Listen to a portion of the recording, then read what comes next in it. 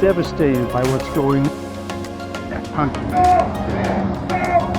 I can't tell you how inspiring it was to see millions of people take to the streets. But we have to do much more. Violent soldier of freedom. At Defiance, you can join a community of courageous people and find out about other peaceful ways to fight back. Powerful moral force. Together, we will defy leaders who are governed by stupidity, corruption, and vengeance. Defy attacks on our fellow Americans because of what they believe or where they came from. Take the next step by going to defiance.org to rescue our country and defy being ruled by a mad king. The time for standing by is over. The time for defiance is now. Let's get fired up! We are fired up!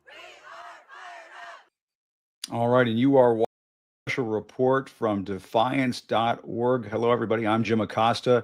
I'm joined by Miles Taylor, who has helped form this new organization, standing up for American democracy, fighting for the American Constitution. Miles, I was so honored that you invited me to be a part of this program, especially with some of the guests who are coming up shortly to talk about this important project. But Miles, I just wanted to ask you, tell us more about this, because you and I have talked about this before. But it bears repeating why this is so important, why this movement that you're trying to start here and getting going here off the ground is so important for our country. Well, Jim, I appreciate it. Thank you for joining today. Thank you for everything that you've done in the democracy fight. And, look, here's the real story, Jim. I mean, that for me, this goes back to at least April, but much further back than that. I worked in the first Trump administration, spoke out, tried to sound the alarm about the guy. And then in his second term, in April of this year, he issues an executive order directing a federal investigation into me for First Amendment protected speech. And I knew what it was like after that to be on the receiving end of the president's revenge campaign. Now, I was lucky, Jim. I was lucky because I had a lot of friends. I had a lot of supporters around the country come to my defense. But since April, we have seen the president's revenge campaign go nationwide, take on whole sectors of society, take on Democratic blue states. Almost every day, there is a new target of Donald Trump's revenge. And so after April, my wife and I made a decision, which is we weren't going to lay low. We weren't going to hope it blew over, and it would have blown over because people would have not talked about it days later. But we felt like that was wrong. It would send a signal that he could do this to other people. So we decided to fight back. But just fighting for ourselves and our family genuinely was not enough for us, because people kept asking me, like they ask you, what can I do? What can I do? They see the lawlessness, they see the anti-constitutional behavior, and they want to know what they can do. And so less than a month ago, we conceived of the idea of defiance.org as a place people can go to get answers to that question. We call it, Jim, a club for the courageous. People who want to know every week a new thing they can do, a new organization they can support, and we help them find those organizations, connect them with actions they can take. And the last thing I'll say on this, and throw it back to you, today's a hell of a day to be having this conversation. We were reminded again today in the news that we have a president who is creepy, a president who is corrupt, and a president who has kicked the Constitution to the curb. That's what this is about. I mean, I remain a conservative. I'm more conservative than Donald Trump. This isn't about conservative versus liberal. This is about a president who's defying the law with regularity, and that's why we are going to defy his lawlessness at defiance.org. Yeah, and we have to address the elephant in the room, which is that there were these bombshell emails that came out today tying Donald Trump even further to the pedophile Jeffrey Epstein, to Ghislaine Maxwell, who is behind bars. I guess she's in a minimum security prison, so maybe she's behind, I don't know, a lightly guarded fence at this point.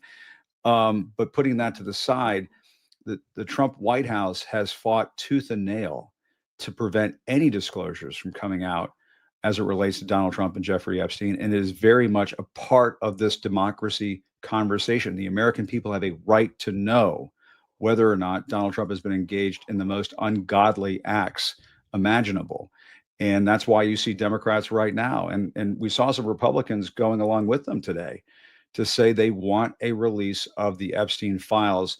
I know we're going to be talking about the importance of preserving and protecting American democracy, but this is a part of that conversation too. And I know, Miles, you've lined up a hell of a panel, a hell of an array of people who are warriors on this front, and it's a real honor to be a part of it. I have to tell you, it means a lot to me personally.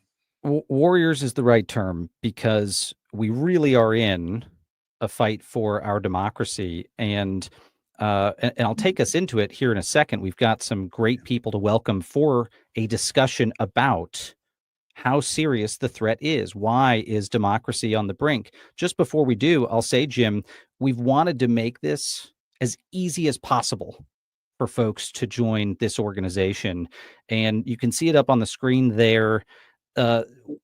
You get a lot by becoming a member of Defiance.org, but more than anything, you give a lot, which is people who join this club can join for a monthly membership fee of $1 if they want to pay $1, if they want to pay $1,000 a month. Cost should not be a barrier. If folks join, though, what they contribute goes to the pro-democracy fight. And I'm really excited today that we're going to get to do that. And actually, there's some people who will be joining us today that don't know that they are going to be surprised with a little bit of a supercharge from the Defiance.org movement into the great work that they are doing. So stay tuned for that. I could not be more personally excited about it. This is what it's all about. Every single week, actions to defy the lawlessness and to protect our democracy. So with that, we have an extraordinary panel, and I'll throw it back to you, Jim, to kick us off and talk about how serious the threat is. It's an extremely serious threat. And, to me, all of this started on day one of the second Trump administration, when Trump decided he was going to, issue pardons to all the criminals who attacked the Capitol on January 6th. There's a through line from that to what just occurred the other day. Even in the middle of a government shutdown, Trump issues pardons to people like Rudy Giuliani, people like Sidney Powell, people who were a part of the effort to overturn a free and fair election in the United States of America. And, it emphasizes to me, it underlines to me the importance of this fight, that we can't, and make no mistake, you and I've talked about this, Miles. Donald Trump and his deputies are making plans as we speak to subvert the will of the American people in the upcoming midterm elections. Make no mistake, they're doing that right now. They're doing it through this redistricting gambit. The Democrats now have to go tit for tat on. We're seeing that play out across the country. But who knows? I mean, we're only scratching the surface as to, are they going to send National Guard members to polling locations? Will we see ICE at voting locations where Latinos may be showing up to vote? I mean, you have to sort of imagine how far Donald Trump will take this and then go even lower, because that is how he is, and that's how he operates, and that's how people under him, people like Stephen Miller, operate. And so that is what magnifies the importance, the significance of this struggle. And I think that's why it's so important to me that Defiance.org is a part of this. And I got a sneak peek as to some of the folks that we're bringing on this evening before we got started here. We have Dick Gephardt. Do I have that correct, Miles? Dick Gephardt. The former House Majority Leader, a lifelong champion for democracy. There he is. There he is right there. Just what an honor. Great to have you here, Leader. Great to be with you, and I'm a big admirer of what you're doing. So I'm 85 years old. I was in public service for 35 years. I've been out of public service for 21 years. I am more worried right now than I've ever been in my entire life that we are on the cusp of losing our democratic experiment, our constitutional republic. Why do I say that? I've been listening to and talking to people that are more expert than I am, like Stephen Levitsky at Harvard and Ruth Ben-Chait, who have studied this subject intensely. And they strongly assert that this administration is getting us to slide into a form of competitive authoritarianism. And let me tell you the features of that slide. Number one, they're denying elections that they lose. They are not willing to have an election recognized and asserted that they lose. And if you didn't understand that from January the 6th, 2020, then you're not paying attention. Secondly, they are usurping the power of the Article 1 given power to Congress. Congress is almost irrelevant today. The House of Representatives has just come back from a month-long vacation, I guess, because they really don't have anything to do. The president is issuing emergency orders like popcorn. He is asserting that the executive has all the powers of Article 1, Article 2, and Article 3.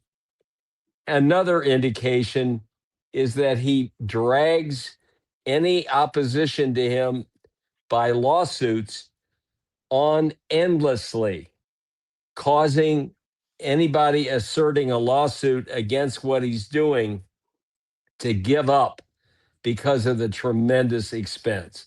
And last is what Miles has experienced and others.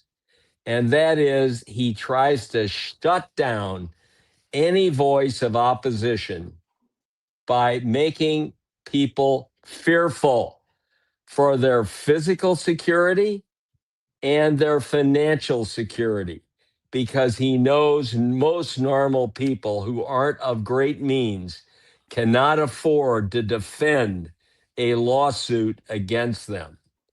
Miles and others, thankfully, are standing up against that terrible, terrible activity by Donald Trump and his minions. And that's why this organization is so important. You know, I used to always say to people, it's one thing when your aunt is diagnosed with cancer. It's a very different thing when you are diagnosed with cancer. If you put yourself in the shoes of Miles and many others who are being attacked to be fearful and to shut them up, then you know what it really takes to fight back. Well, That's Leader, what has to be done. I have to say, first and foremost, incredibly grateful for you and your leadership. And, you know, I've said this to you, and I've said it to a lot of people publicly. You know, I don't talk about my story to garner any sympathy. I'm lucky at the extraordinary people I had come support me, but it's important for people to understand how serious this is. My business, my livelihood, my family's security all imploded after this happened in April, and they want people to capitulate. They want to send a message of deterrence. That's one of the reasons, selfishly and personally, I'm excited about launching this organization. What better way can I defy this guy than say, I'm not going to be knocked down, than to say, oh yeah, by the way, I'm going to rally millions of Americans who also won't be knocked down. And that's what we have to do. And I have to say, Leader, there's another person I want to welcome into the chat to respond to some of the things you said. Joyce Vance, you know, is a prosecutor, former United States attorney, remarkable public figure and pro-democracy leader with a best-selling book that was just released. And I hope she'll talk about it a little, because I think a lot of people listening have picked up that book. In fact, someone texted me just before this program and said they had just purchased it. But Joyce, Leader Gephardt just said to me some extraordinary things. He said, we're on the cusp of losing our republic. That's not hyperbole when it comes from the former House Majority Leader.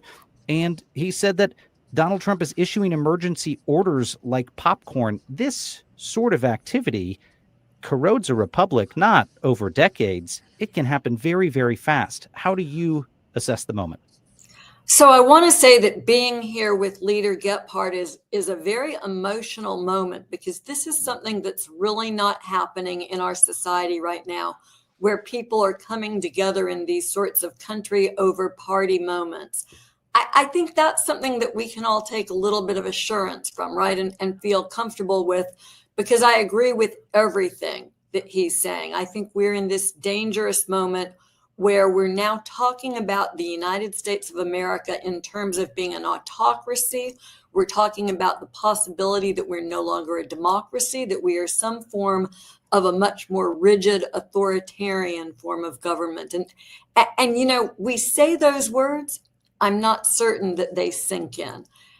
What I love about what you're doing, Miles, and the message I hope people will take away is we need to get over this fear of talking about what's happening in very plain terms. We need to be clear that democracy is at risk, that the president does not believe in democracy, that, as Leader Gephardt said, he's trying to accumulate all of the power that the Constitution assigns to the Article 1 branch Congress, and even usurping the courts and claiming that they can't review his decisions. And that is something that's just, you live through it. I mean, it's terrifying is what I had started to say, but I wrote in the book, when you're living through a constitutional crisis, a moment like this, it's sort of bizarre how normal it feels, right? You still go out to dinner with your friends, you walk down the streets, we're here having an open conversation about it. And yet it is a moment where we should feel shock, where we should feel horror. What I take comfort from, and maybe this is just the last thing that I'll say, is I believe that we are capable of moving past this moment. And I think that your use of the word defiance is absolutely perfect. You know, last Tuesday in the elections, I guess 2 Tuesdays ago in the election, we saw Americans turn out in record numbers, not in a midterm election, in an off-year election, the kind of election where normally people don't bother to vote. Americans waited in line in California. I'm in Texas. On the way in from the airport, I was told that turnout in local elections in Houston was at record levels. That tells me that Americans are paying attention. We just need to figure out how to channel our energy in a positive fashion so we can really push back against autocracy. That's what I'm hoping we'll all learn more about from you in the days and weeks ahead. Well, Jim, we have another person that talk about channeling energy. We've got another energetic person. You want to bring them into the conversation? I think, do we have Joe Walsh standing by? I believe we have Joe Walsh standing. Joe is never at a loss for energy and passion for this issue. And I mean, what is great about this is that, and it goes back to what you were saying earlier, Miles, seeing you side by side with Leader Gephardt, now bringing in Joe Walsh, former Republican congressman, who's since become a Democrat, and of course the great Joyce Vance, is that this is bipartisan, this is nonpartisan, this is about Joe, right? This is about who we are as a country, who we are as a people, the soul of America. Oh, amen. Jim Acosta, so good to see you. Honored to be with you. Thank you for your voice. Miles Taylor, love you, brother. Thank you for your voice. Leader Gephardt, what an honor to see you and hear you. And Joyce Vance, I'm one of your biggest fans. Look, I'd rather listen to Leader Gephardt and Joyce for the next 2.5 hours. I'll be super brief. The guy in the White House is everything our founders feared. Period. Period. He's a tyrant. He's everything our founders feared. I'll throw out the F word. He's a fascist. I'll say it. And just to outline three really important points to talk about what Joyce said, how scary this moment is. We don't have a Justice Department right now. We don't. It's Donald Trump's personal law firm. Right. A former congressman. We don't have an independent legislative branch right now. Mike Johnson the Speaker of the House works for the president. We don't talk enough, Miles and Jim, about the people around Trump, because in many ways he's a vehicle for Project 2025 and people who want America to be an authoritarian place. And then finally, my former party, Jim, Miles, the Republican Party. has just laid down. If we say that Donald Trump is an authoritarian, and I believe in my bones he is, well, my former party has laid down and allowed him to be an authoritarian. Yeah. And Miles and Jim, Miles, this is why what you're doing is so important with Defiance.org. If we believe the guy in the White House is everything our founders feared, and he's using the Justice Department to go after his political enemies, people who speak up against him, the only way we defeat that is if we all come together, community, and support each other. And that's why Defiance.org is just going to be so damn vital to provide that support. No question. I want to ask Leader Gephardt, I mean, on the point that former Republican Congressman Joe Walsh just made about sticking together, you and I have had this conversation, the comparison to NATO as a mutual defense pact is a very important analog to what we need to see in society, is that this administration believes it can intimidate and pick off individuals, whether it's people inside the Beltway who've opposed Donald Trump or a small business owner that stands in the way of one of his policies. And so we need sort of a mutual aid and defense pact for the masses. Do we not?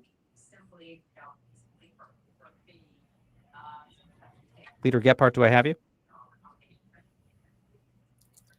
We might have lost the leader. Well, direct that to Joyce too. I mean, I'm going to flip that. I'm going to flip that down the screen to Joyce. Yeah, I think that's an important point, Miles. Honestly, and Joyce, it's not just about. I mean, we're talking about defying an out of control executive branch, but it's been enabled by the other two parts of the other two branches. Well, it has. And to the congressman's point, because DOJ is, no longer the DOJ that I worked at. Instead, it's become a mechanism for the president to institute revenge prosecutions against his enemies, to pardon people who he thinks might support him in future endeavors. And because there's a very real risk to people who are standing up and supporting democracy, it's equally important that we be prepared to all come together to have the backs of people who fall under attack. Jim Comey, the former FBI director, who's now been charged in a case that looks completely baseless to me. Director Comey is able to have one of the most capable defense lawyers in the country, former U.S. Attorney Pat Fitzgerald, who will defend him. But many people, I think, will be deterred from acting, from showing the bravery that we're all capable of as Americans, because there's that fear lurking in the back of their minds about what will they do if this administration or its supporters come after them. It's incredibly important that we band together.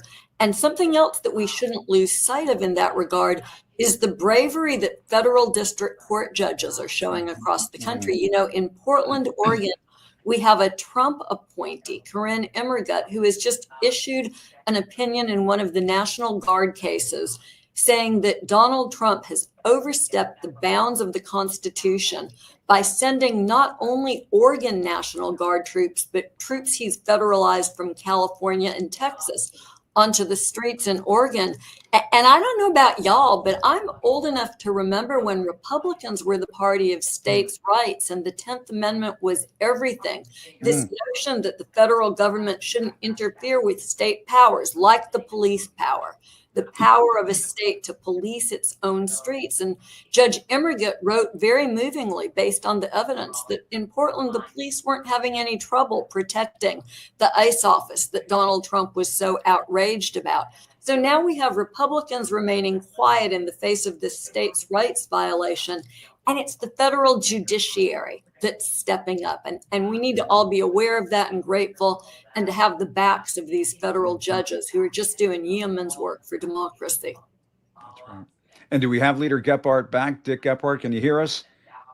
I can hear you. Yes. Yeah, do you want to weigh in on this? Because to me, I mean, there's so many different directions to go with this. When you see National Guard troops being sent into states against the will of the governor or a mayor of a city, when you see these ICE detention operations that, just take our breath away when we see them playing out on TV or on our phones, the way that Trump has gone about so many things since coming back into office, it does It does worry you. I have to think it has to worry you as well, Leader Gephardt. This must be almost like looking at a country you don't recognize. No, this is all out of the same playbook that's been used by Putin, Erdogan, Orban, and others. It's a typical dictator's playbook. And you have to fight back. You have to resist. You have to oppose. You have to keep at it. Yeah. At the end of the day, you can use lawsuits. That's been a good tool, and Joyce Vance knows all about that.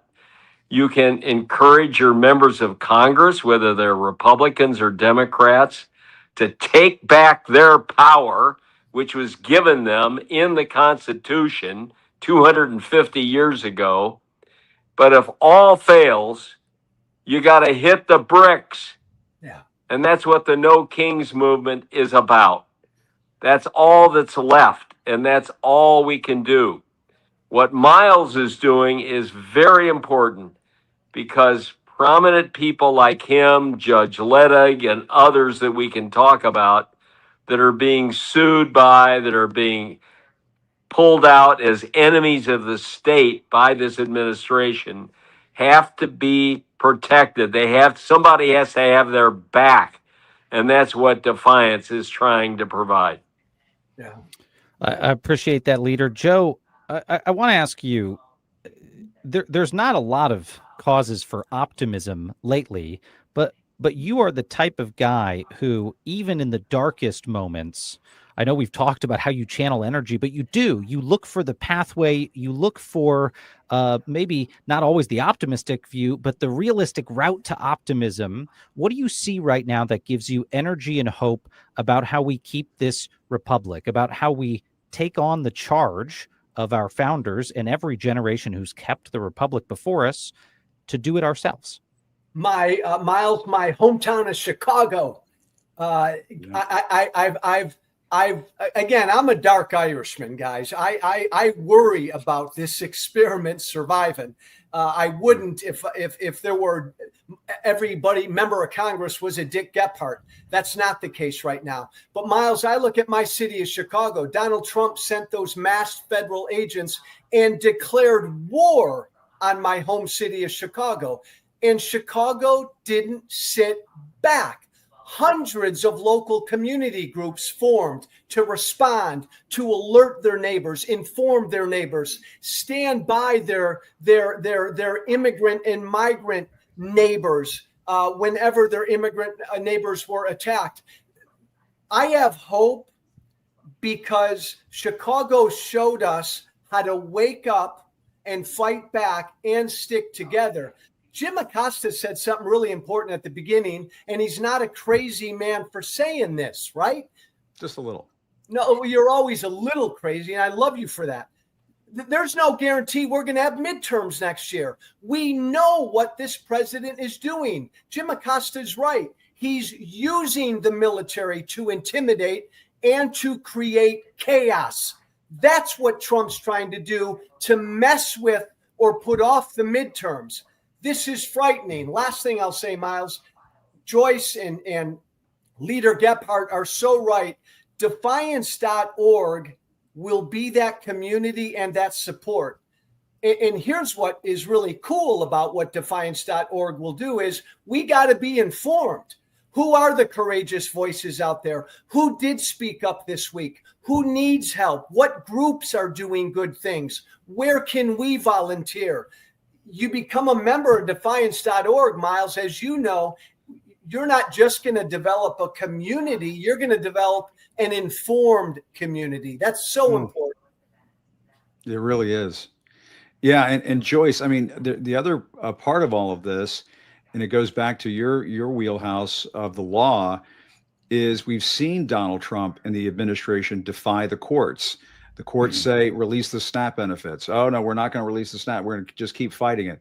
What if the Congress votes to compel the release of the Epstein files? And Donald Trump said, we're not going to release the Epstein files. And it goes to the courts. This is, I mean, it gets back to what Leader Gephardt was saying. We shouldn't be in this predicament. There should be faith in the law. There should be adherence to the law, loyalty to the law. But that's such a key part of all of this? Part of the compact that our elected leaders have always had with us as Americans is that they will follow the law. There's never been any question. Even when Richard Nixon was in the throes of Watergate, he complied with the Supreme Court order to turn over the tapes. But with Donald Trump, we live in this perpetual cycle of wondering, will today be the day that the administration goes into flagrant disobedience with a court order? You know, they've been careful to cabinet. They take appeals. They talk tough, but then they take appeals. They get stays so that they're technically not failing to comply with a court order because some court has said we will put that on hold while the appellate courts consider the issue. Yeah. But I think that we're perilously close to a moment, as we've been every day for the last couple of months, where the Supreme Court issues an order. It could be in the SNAP case. It could be something different, something that comes from Congress that requires turnover of the Epstein files as soon as the discharge petition is executed. You know, there are a lot of different possibilities for the moment when this administration will say, not only is Donald Trump above the law because the Supreme Court has said he can't be prosecuted for criminal acts, this entire administration is now above the law. And it's one thing to have a court make a decision that I think is wrongheaded and bad for the country. It will be an entirely different moment if we reach the point where the administration says, we're throwing off the shackles of the Constitution. We no longer have to comply with what the Article 1 branch or the Article 3 branch ask us to do. And you know, this is the danger of having a supine Congress, a Congress that has been asleep at the switch, a Congress that has failed to demonstrate anything that resembles courage. And if there was ever a moment to have a little talk with your elected officials and tell them that you expect them to do the job that you sent them to Washington to do, then this is it. Because I think we've all, I don't want to say we're guilty of this, because I think that as Americans, we're all doing the best that we can do. But we need to, instead of just, as I so often do, shrugging my shoulders and saying, I have 2 Republican members of Congress, 2 Republican senators, what can I do? I think we need to tell them that we are insisting that they do their jobs and that they do better.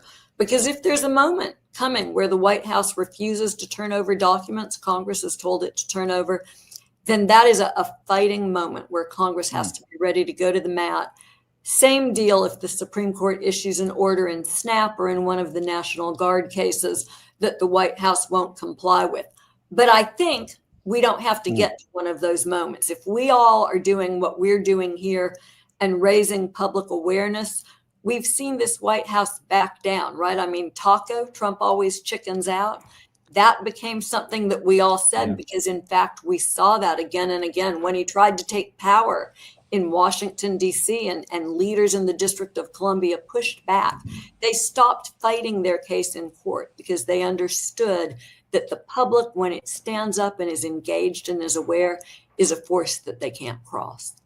I think that's such a powerful note to end on, Joyce Vance, is that the defiance creates deterrence. It actually does. It works. The guy will not keep running to barrel you over. He is scared. He is scared by the pushback, including like we saw in Joe's hometown of Chicago. I just want to say, Leader Gephardt, Congressman Walsh, Joyce Vance, you 3 are patriots.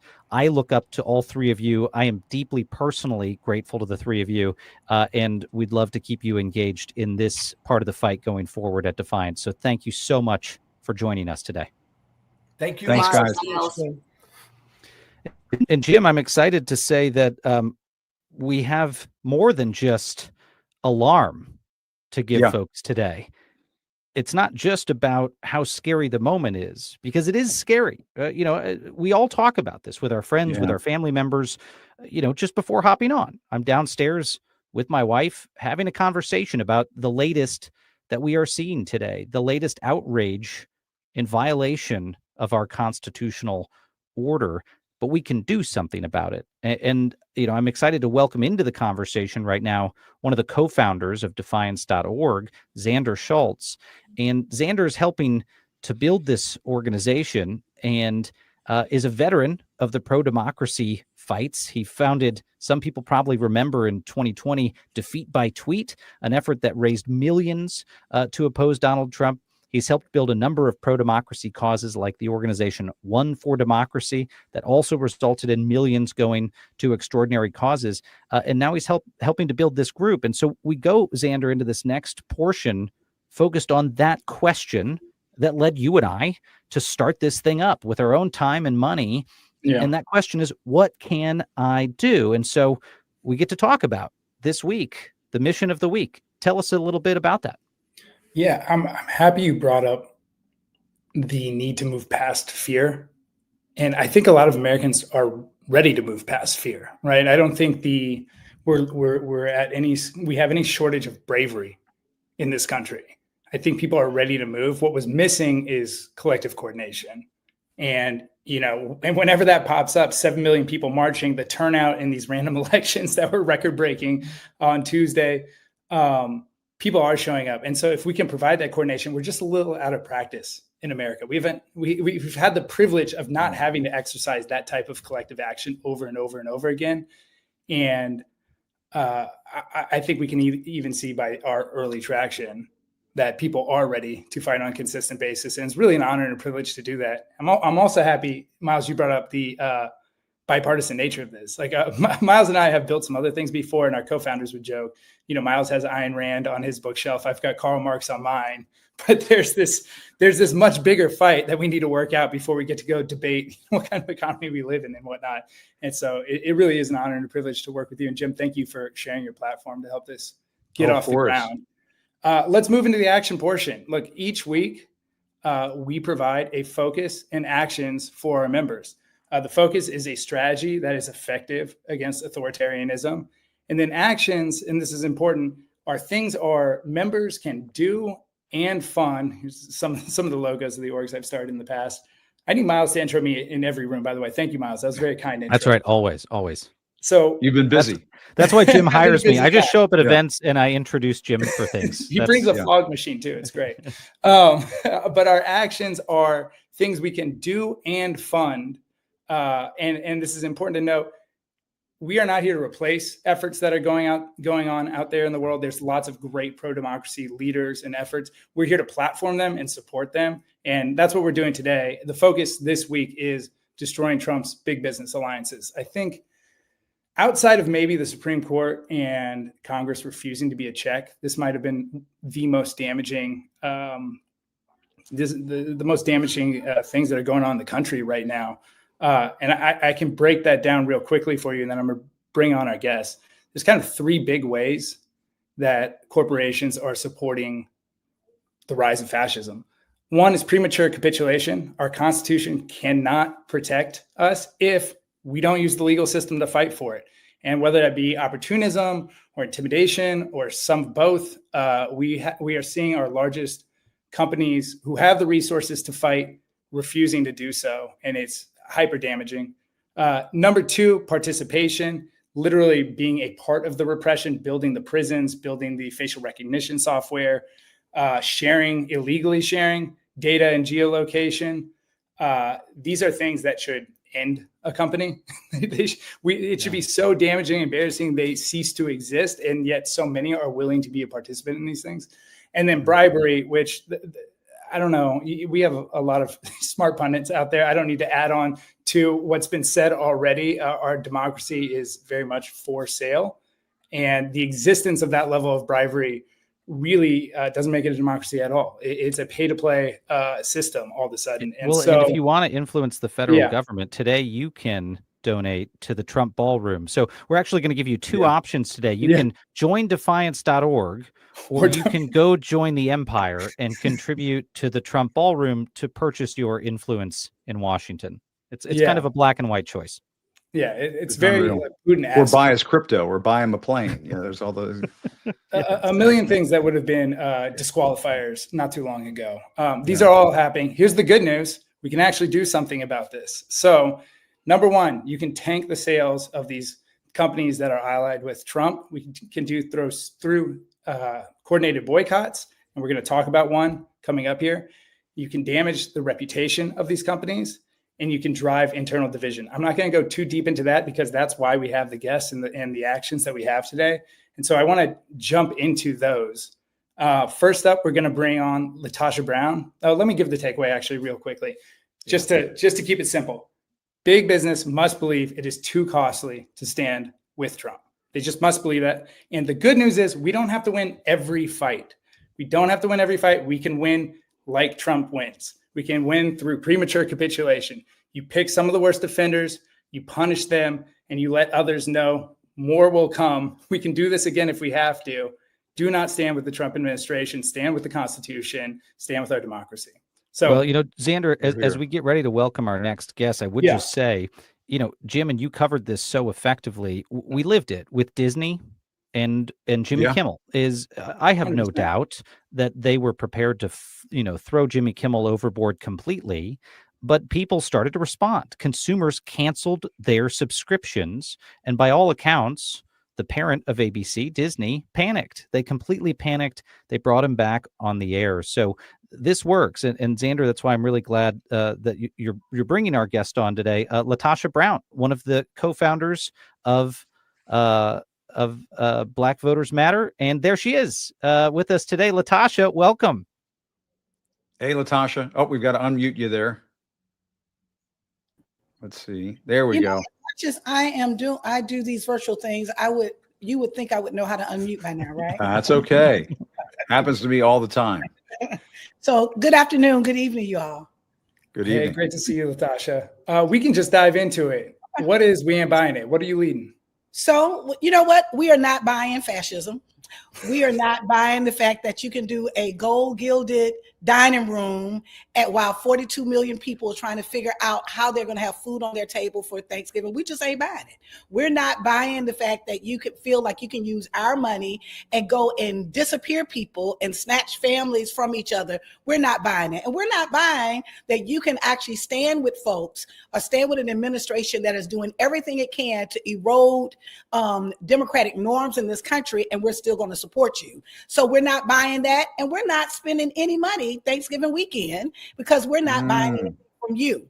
And so part of what we are launching this campaign is called we launched it on Monday, which happened to be my birthday, in this campaign, we want to kick off, we're not calling it a boycott.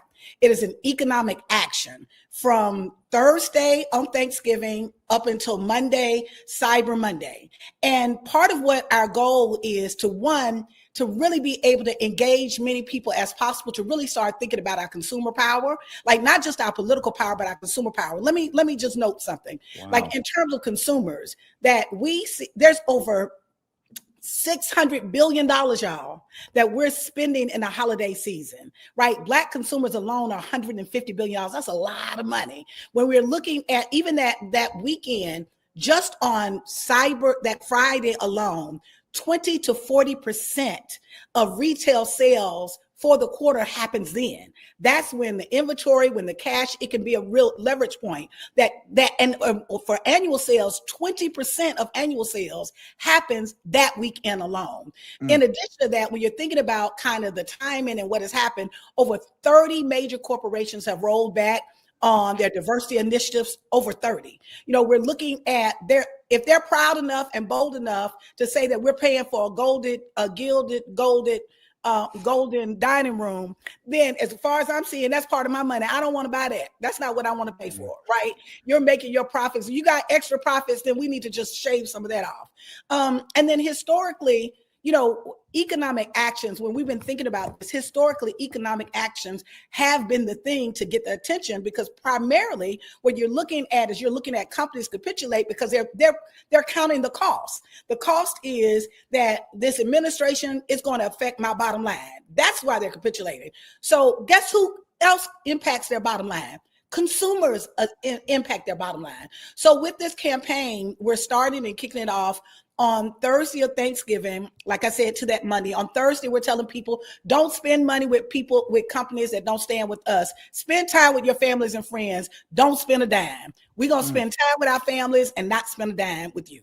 On Friday, instead of it being Black Friday, We're calling it Blackout Friday. There'll be protests at some Home Depot. We have three targets, three companies that we've highlighted: Home Depot, Target, and Amazon. And I'll talk a little bit later about why those three were chosen or selected.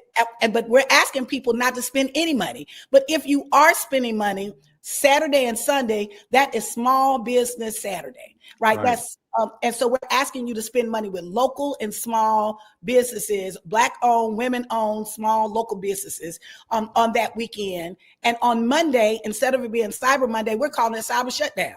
That many of us who like Amazon, and I must admit, I am one of those ones that Amazon package comes to my door 3 days out of the week.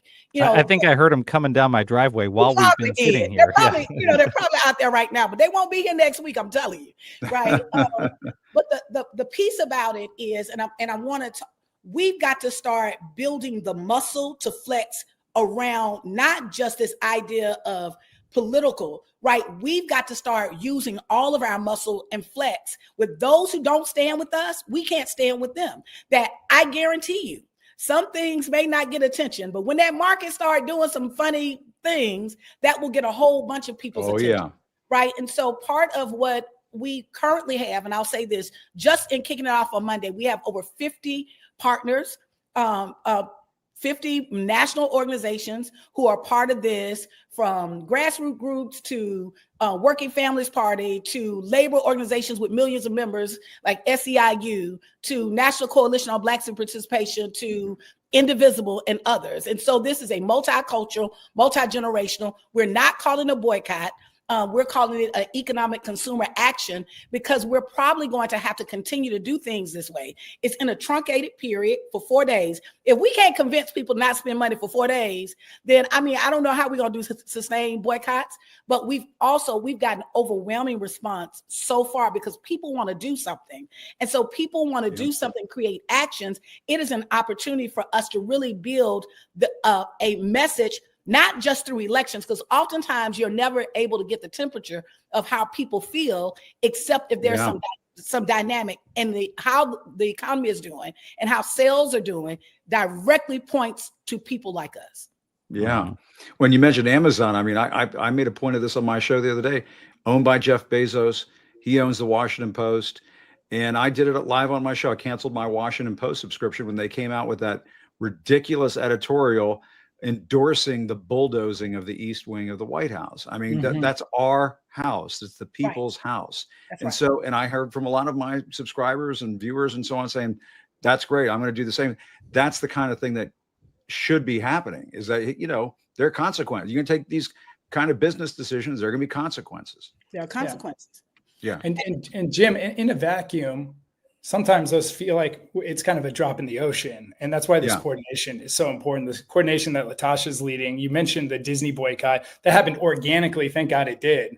But we can't hope that each of these moments happens organically. Coordination is so important in this moment.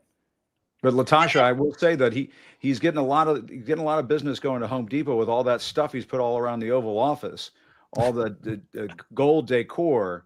It's going to be hard. It's going to be hard to make a dent over there at Home Depot with all the gold decor, faux gold decor he's been buying over there. So you got your work cut out for you there. But it's like when they were making the Barbie movie, they ran out of pink paint. They're running out of gold paint because of this. Well, LaTosha, I'm going to throw this portion over to Xander. We have some good news for you today. Okay. The Defiance community is excited about what you're doing. Xander, you want to take it from there? And not only are we going to participate in your boycott, but we also are very excited to provide $25,000 in funding for your effort, help you guys get off the ground and help make this a success on behalf of our members. Yes. Oh, man, that's a great briefing. I haven't seen that. What I'm really excited about there is LaTosha, I ever got fireworks with a check. I am impressed. Yeah. We accidentally added 10 on there.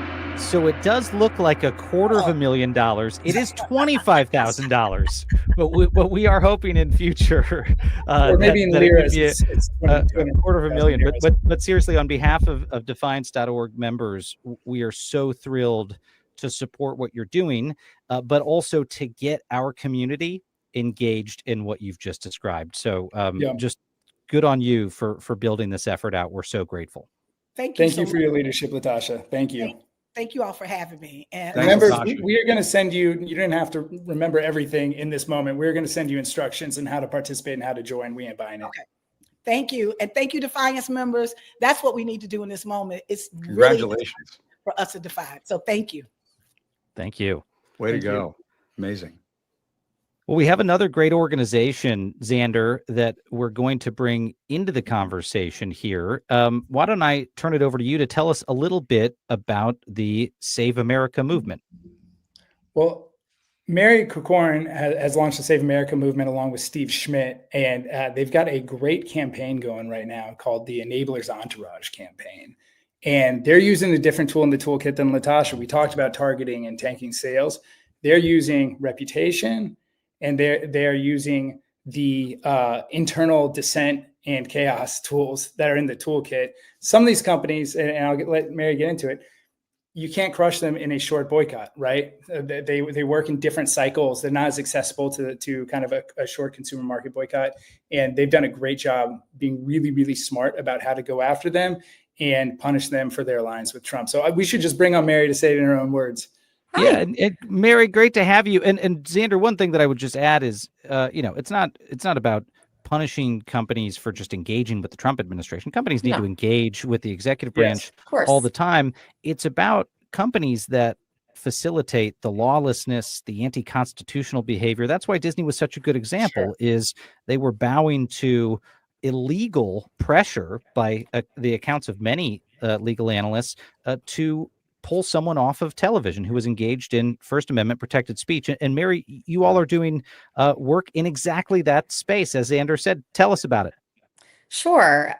So very happy to be here. What a pleasure. Miles, Xander, Jim. I'm sorry that Steve couldn't be here. He's stuck on a plane with this government shutdown situation. He's always flying somewhere. We know Steve is on the go. Always flying somewhere. So the Enablers Entourage, and I hope that you'll have the creative that we can show folks, is part of what the Save America movement is doing. Ultimately, our goal is to dramatically raise the American consciousness of the impact of the Trump administration through communications and campaigns. And one of the umbrella areas that we're looking to do that under is creating consequence for capitulants. And underneath that is the Enablers Entourage campaign. And if you can show the creative, we did a bit of a take on Reservoir Dogs. I don't know if you can do that or not. I think we have a slide on one of Xander's slides. I think there is an image. It's really great. It's pretty fun. It's great. There it is. There it is. That's one of the early ones. So as you can see, there's a array of folks that are in our first initial batch of enablers. But our first individual that we're focused on is Tim Cook, and for good reason. And it's, one of the things that's important to us is looking at these folks. We need to create deterrence, because right now there is no deterrence for capitulation. And working in the realm of reputation, in the same way that you build a corporate reputation in a positive way, you can also take it down. So how you build a corporate reputation is, first of all, you do good things, and then you talk to your stakeholders about those things in persuasive ways, whether they're employees, investors, peers, the media, etc. Well, Tim Cook has done some things that are not so good, whether it's funding the ballroom, funding the inauguration, giving over the golden phone, taking the ICE apps out of the App Store, et cetera, et cetera. So part of what we're doing is we're kind of doing a corporate reputation campaign in reverse. So doing things like speaking directly to employees, geofencing the Cupertino campus, et cetera. Things like, would this make Steve proud? And those are really important stakeholders when you think about a reputation of any company. In addition to that, we are doing a direct action, which will be, I think, layered on to the ones that we heard previously, which is the direct action with consumers is to take a bite out of Apple and not buy Apple products on Black Friday. So that is the direct action to consumers. That's part of the overall reverse reputation campaign. Well, I will say, Mary, from this end, look, I'll be honest. I'm an Apple fanboy, longtime Apple fanboy, but I've got to say, like a lot of Americans, when I watched the CEO of one of this country's biggest companies walk into the Oval Office and give Donald Trump a gold-plated award as a very obvious way to cozy up to the administration, I was sickened by that. And there has to be the opposite signal to these companies than capitulation gets you access. They need to hear from their consumers that consumers want courage, because they really do. Consumers don't want the corporations they buy from to bow down to the man who's trying to pickpocket them and take away their constitutional rights. They want those corporations to stand up. They do. And it's very clear that one of the reasons why authoritarianism has gone so fast and grown so fast in the US is because there has been capitulation across all of these institutions. And the only way that we're going to slow that is if these institutions start to stand up and not pre-capitulate, as Xander said. Yeah, and I just add, I mean, we talked about Ruth Ben Ghiat, the authoritarian expert, at the beginning of this show. And one of the things that she said, and it just dovetails perfectly with what you just said, Mary and Miles, is that we're on a pace that is faster than what took place in Putin's Russia. That's right. That the slide to authoritarianism under Putin was actually slower than what we're seeing right now under Donald Trump. And so people need to wake up and understand that, what is taking place right before our eyes in real time is a menace. And they also need to understand that the wins of Election Day last week are not a cure-all. We are not out of the woods. And I've heard that from a number of people, and that is just not the case. And elections aren't the only thing. Our institutions capitulating, not standing up to Trump, et cetera. Those are all also really critical elements of why we are where we are. And we need to fight this battle in every one of these lanes. And that's why this is one of the strategies that the Save America movement is operating in, one of several. Well, Mary, I'm going to throw it over to Xander to do the honors, because as Miles, you want to do it this time? I got to be Oprah. Okay, fine. I feel excited to do this, Mary. Not just this campaign, but everything you all are doing to shine a light on corruption, on the slide into authoritarianism. Our members in Defiance.org are going to have the opportunity to get engaged. We're going to explain to them how to get engaged with you all. But as a starting point, we want to add a little bit of fuel into the tank for you all. So I'm thrilled to announce, and we can throw the graphic up on the screen, that Defiance.org is proud to give you a $25,000 grant for your work. Again, I know that looks like the extra zero is like us going, oh, that's what it is. That's right. You can't hold it's amazing. Us legally accountable for that. But we're excited to give a contribution to what you all are doing. Thank you so much. But most importantly, to plug our members in to your great work and to share with them how to get involved. Thank you so much. And I also just want to say to Miles and Xander, this is such an amazing thing that you're doing, and it's so needed to be able to give all of America a way to connect in and act in so many different ways. This was a gap in the market that you're filling, and it's such an important one. And we're so honored and grateful to be one of your inaugural organizations that you're spotlighting, and we look forward to partnering with you in the future, and just so appreciate your willingness to partner with us, and certainly for this incredibly generous contribution.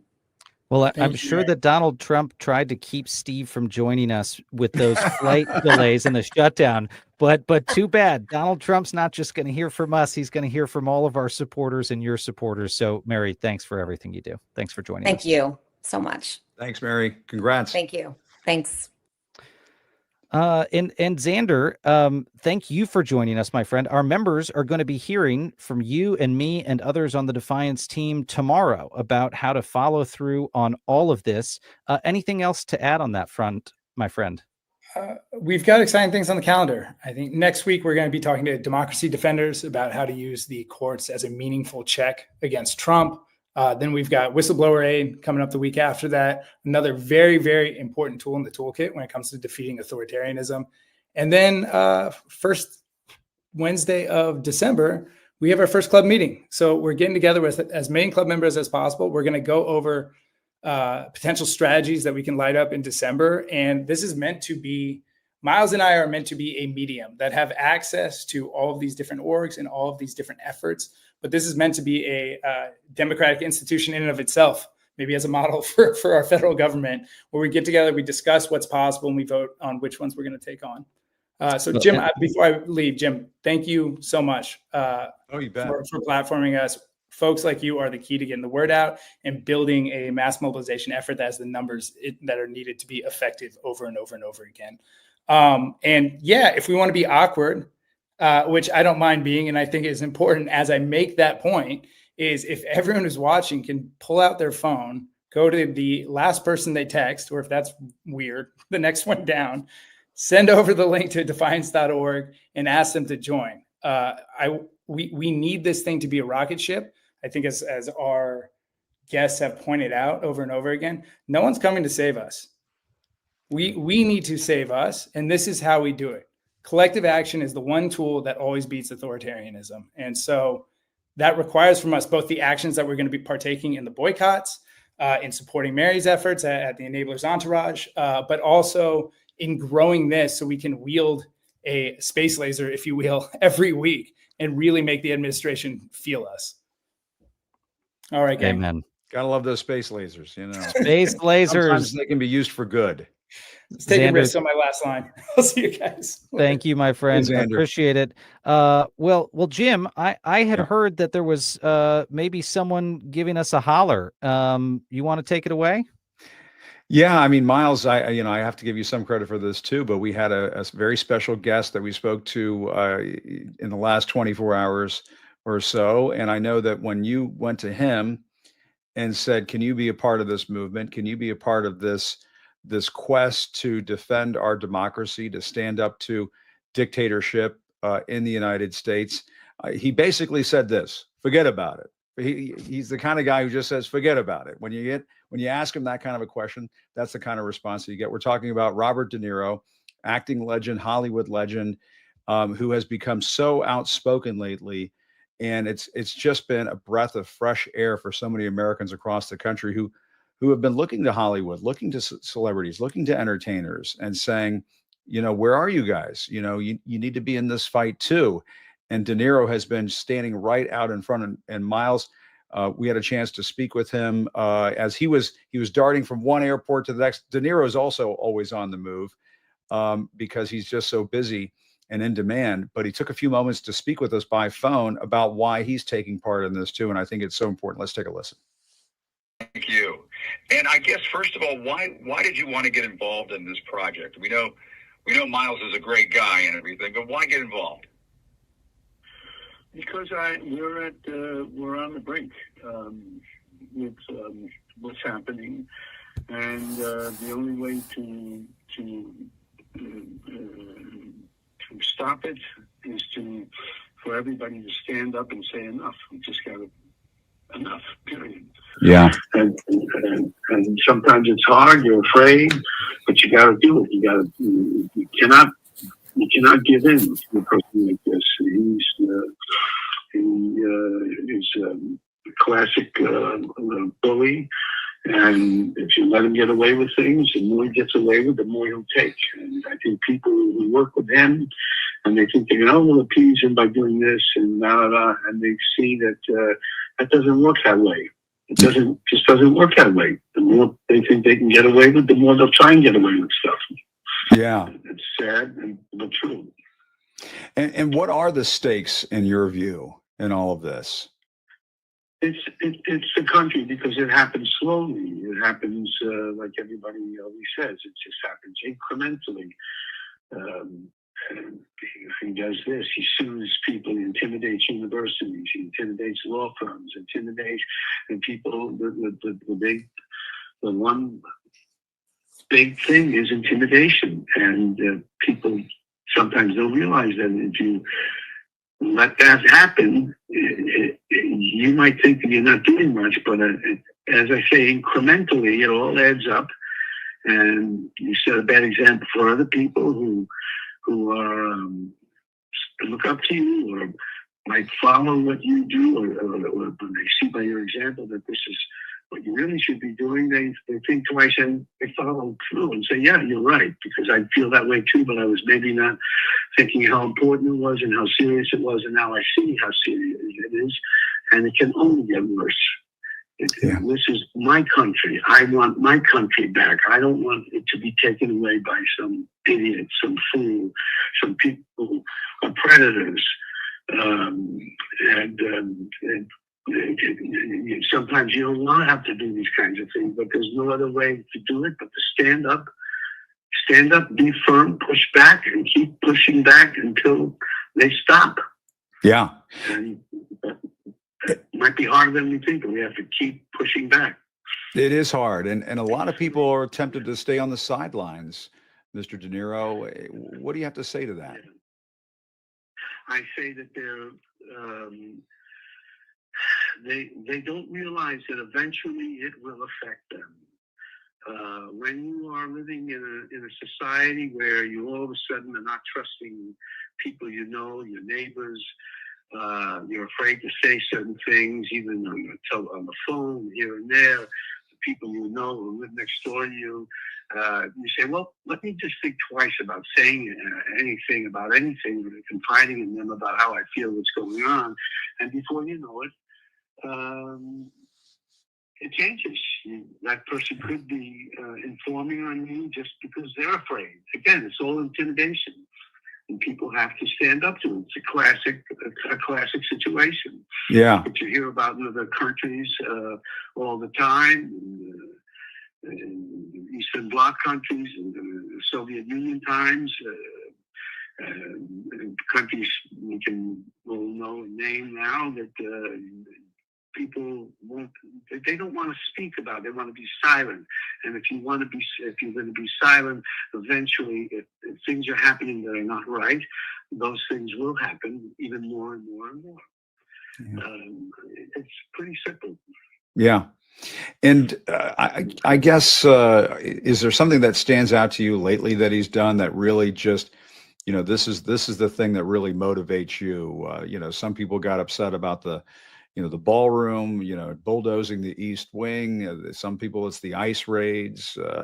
It's the shutting down the government, cutting off SNAP benefits. I mean, is there something that stands out to you and says, you know what, this is where I can say you can't go any further on this? They all stand out, and one is worse than the other. Yeah. When he brought all those military people to Quantico to give them a speech, I thought, this is insane. This is crazy. And these poor people have to sit and listen to this and make decisions themselves. Again, it's a decision you're going to have to make, but you're going to have to face it. Yeah. And it's about saying no. It's about when that time comes, people have to join together, and the No Kings movement has to keep going and get stronger and stronger. That's the only way. Yeah. That the senators and the congressmen who are not doing their job, and ones that they all know who they are, and they are not standing up when they feel the wrath of the people more than they feel the wrath of Trump and his gang, then they're going to say, I have to do something. I have to stand up. Yeah. Why they're not standing up on their own for their own reasons and on their own principles, God knows. I just don't understand it. Well, and just to follow up on that, were you a little disappointed that some of these Democrats went along with the Republicans on the shutdown thing? Is that kind of what you're getting at there? It seems like, I guess that's what they should have stood firm. The people suffer, which is the most horrible thing about it all, but they have to stand firm. Yeah. And where does this? What's your forecast of where all of this goes? You've watched this a long time. What do you think? I don't see how it can go well unless, again, people say no. And for every person they find, the breaking point is whatever. I mean, there've been so many. Yeah. That are so shocking that people, I think they're just in some weird way overwhelmed and just can't. It's almost like they can't believe it's happening. So maybe it's not happening. Yeah. But it is happening. Yeah. It's very real. It is, and I think it gives a lot of people strength to hear from you, Mr. De Niro, and it means a lot to us that you've taken some time to talk to us, and we just really appreciate your time and what you're doing, fighting for our democracy, because it just requires all of us. You can't sit there and say, well, maybe it'll all work out. No, it ain't going to work out. It's not going to work out if we don't work it out. Yeah. Very simply, yeah. With that, we can't help anymore. God does not help those you say, I pray to God, this and that. God helps those who help themselves in this country. I want my country back. This is my country. I'm the age I never thought I'd be going through this. Never, ever. Well, thank you very much, Mr. De Niro. I hear you. Yeah, it means a lot to us that you've taken the time, and safe travels to you. Thank you so much.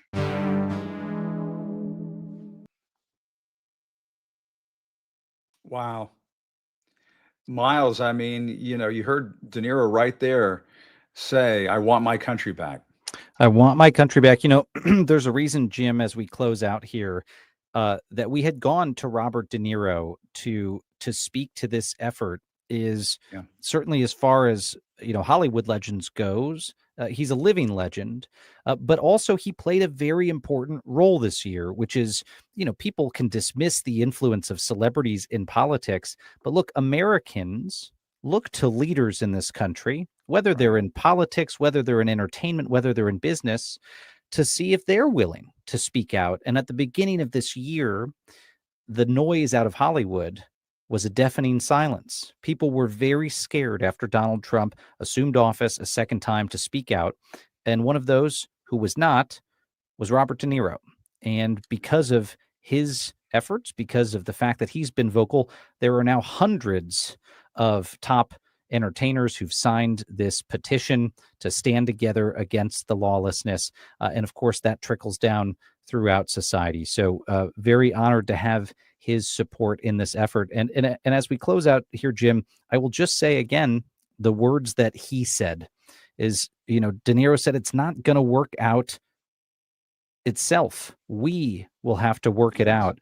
And then he closed with that exhortation. You have to stand up, be firm, push back, and keep pushing back until they stop. I can't think of anyone better to take that message from than him. Absolutely. And I mean, I don't know about you, Miles, but I want my country back. As Robert De Niro said, I want my country back. And I know there are a lot of people watching right now. They want their country back. And, people are asking, what can I do? You can join an organization like defiance.org. Do the amount of support that you can. But you can't be on the sidelines anymore. We just can't afford that anymore. It's just not going to work.